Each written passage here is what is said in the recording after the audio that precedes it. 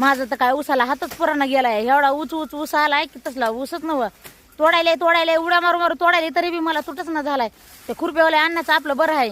आपलं इकडं ऊस पाडीत येतं खुरप्याने पुन्हा सोलून घेत येतं. माझा संगीत बी ऊच आहे त्याचा बी हात पुरायला लागलाय.